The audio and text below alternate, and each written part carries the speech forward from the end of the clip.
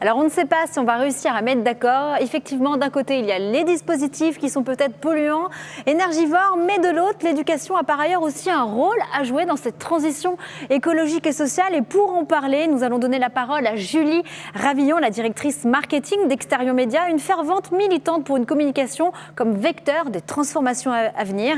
Et avec elle, nous aurons la vision de David Sussman, le président de Seafoodia, également le fondateur de Pur Océan. Bonjour Julie Ravillon. Bonjour David Sussman. Alors tout d'abord, merci Julie Ravillon de me permettre d'être présent ici aujourd'hui. C'est un moment important et merci à votre société Exterion.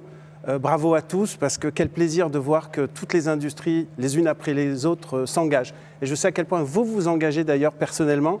On parlait en coulisses il y a encore quelques minutes. Vous avez suivi un programme notamment à Cambridge, le programme MBA de Hélène MacArthur, navigatrice qui m'a toujours fasciné. Vous avez suivi son programme sur l'économie circulaire et donc vous êtes devenu spécialiste sur le business model du développement durable. J'aimerais bien que tout le monde d'ailleurs suive ce programme et que vous nous en dites peut-être un peu plus à une autre occasion. Alors sur l'utilité et l'impact des médias pour sensibiliser le public à la cause environnementale. Julie, comment la publicité peut-elle accompagner, mais alors vraiment de façon concrète, la transition écologique ? Alors la publicité, elle a un pouvoir d'influence. Et par ce pouvoir d'influence, elle représente un véritable vecteur pour accompagner, accélérer la transition écologique et donc impacter positivement la société. On a pour ça, chez Exterion Média, on a noué des partenariats avec des associations à but non lucratif, comme avec Entourage, qui s'occupe donc de la réinsertion, de la protection des personnes sans abri.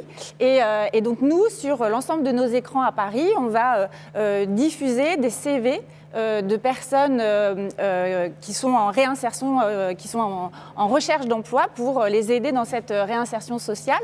Et on fait ça aussi avec Vision du Monde, qui est une association qui soutient et mène des actions pour les enfants qui sont en situation de grande pauvreté. Et puis également avec Pur Océan, voilà, votre fondation qui s'occupe donc de la protection de l'océan. Et vous allez, je vais vous laisser la parole, vous allez nous présenter Pur Océan et surtout nous dire pourquoi vous avez choisi la publicité et d'autant plus la publicité extérieure. Tout à fait. Alors Pur Océan, c'est un fonds de dotation qui se trouve à Marseille. La genèse, c'est qu'en fait, on finance des programmes de recherche. On croit en la recherche et l'innovation. Et l'objectif, c'est de financer ces programmes de recherche appliqués pour justement préserver la biodiversité et les écosystèmes de l'océan. L'océan, vous le savez, c'est ce milieu extraordinaire. C'est 70% de la planète. L'océan, c'est 93% de la biodiversité, 93% des formes de vie. C'est-à-dire que nous, les fourmis, les girafes, nous ne sommes que 7%. Et ce qui est encore plus extraordinaire, c'est que 9 espèces sur 10 sont encore à découvrir. Donc c'est l'Atlantide, c'est ce monde encore inconnu. Si nous finançons la recherche et l'innovation, on trouvera les solutions, j'en suis certain, pour l'humanité de demain, dont toutes les problématiques climatiques. Nous les trouverons. Donc nous, l'année dernière, on a fait un appel à projet. C'est 160 programmes scientifiques qui nous ont été proposés. On en a financé finalement 5. C'est un petit budget d'environ 1 million d'euros. Nous en sommes à notre 4e année. En plus de ça, on essaye de prendre la parole, de justement porter la bonne parole pour expliquer à quel point on doit justement protéger l'environnement, protéger l'océan. Et enfin, on participe à des programmes sportifs. Alors, la publicité, ce qu'on a trouvé assez extraordinaire, et c'est grâce à vous encore une fois, c'est que ça nous a vraiment permis de toucher ce grand public. Ce grand public, même si mon rêve, c'est vraiment d'impacter les grandes entreprises. J'aimerais que toutes les grandes entreprises qui soient ici, les grades supérieurs, qu'on a vu justement, comme nous d'ailleurs, s'engagent, on reviendra dessus, parce que c'est fondamental, mais le grand public doit être aussi porté là-dessus. Et vous nous avez vraiment permis, en fait, de faire découvrir l'amour de l'océan, puisque grâce à votre extérieur, on a vraiment touché le grand public qui pouvait rentrer dans l'océan, découvrir des tortues, des raies, enfin c'était assez magique. Et d'ailleurs, j'aimerais bien qu'à ce titre, vous nous parliez un peu plus de ce dispositif et l'impact que ça a eu sur combien de personnes notamment. Eh bien, effectivement, on a mis en place un dispositif impactant puisqu'on a diffusé vos spots sur 126 écrans sur Paris. vous avez touché à peu près 2 millions de personnes.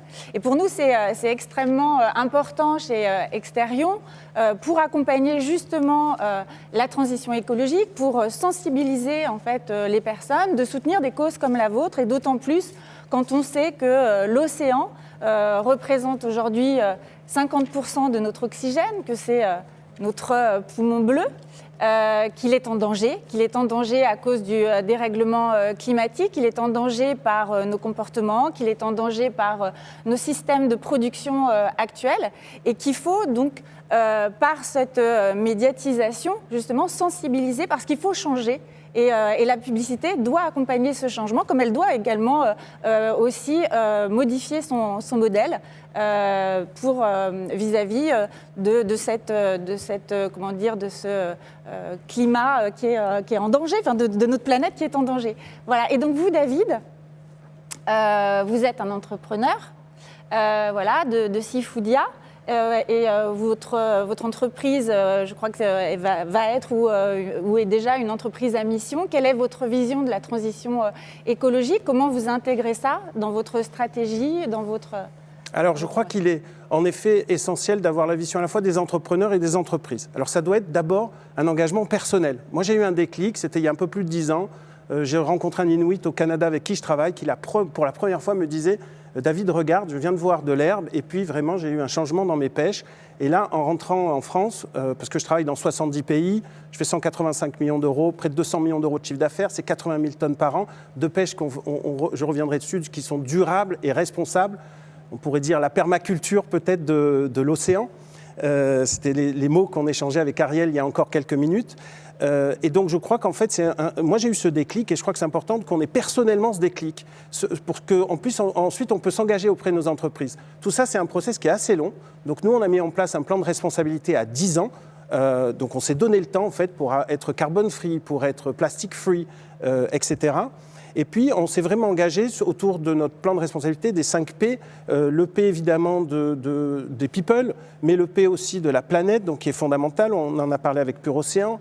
Le P de produits qui sont durables et responsables. Nous, on essaye de faire des produits qui sont à base d'oméga 3, c'est-à-dire qui sont bons pour les hommes, les animaux, la planète. On peut se poser la question, et ce ne sont que 15% en fait des pêches, c'est-à-dire qu'on s'est exclu 85% du business. Et ça, on peut réfléchir, Julie, sur lorsqu'une entreprise est capable de dire je viens potentiellement m'exclure 85% de mon business, en termes de responsabilité, il me semble que c'est fondamental.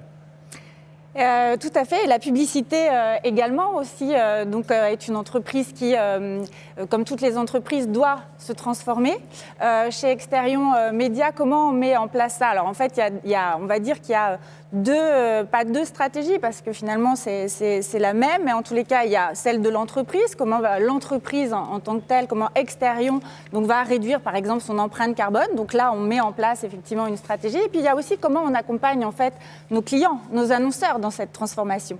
Et donc là, dans ce cadre-là, on a mis en place des partenariats, notamment avec Goodyear. On a travaillé sur un modèle de publicité solidaire pour que les annonceurs qui travaillent justement en fait sur cette responsabilité soient responsables, y compris dans leurs investissements médias, en finançant des projets pour compenser leur empreinte carbone, voilà, pour un impact environnemental ou sociétal.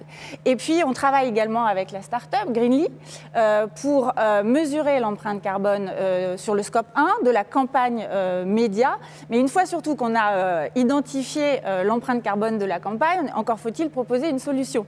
Et donc là, on travaille sur un système de cashback green, pour pouvoir compenser justement cette empreinte carbone qui a pu être générée par la campagne média.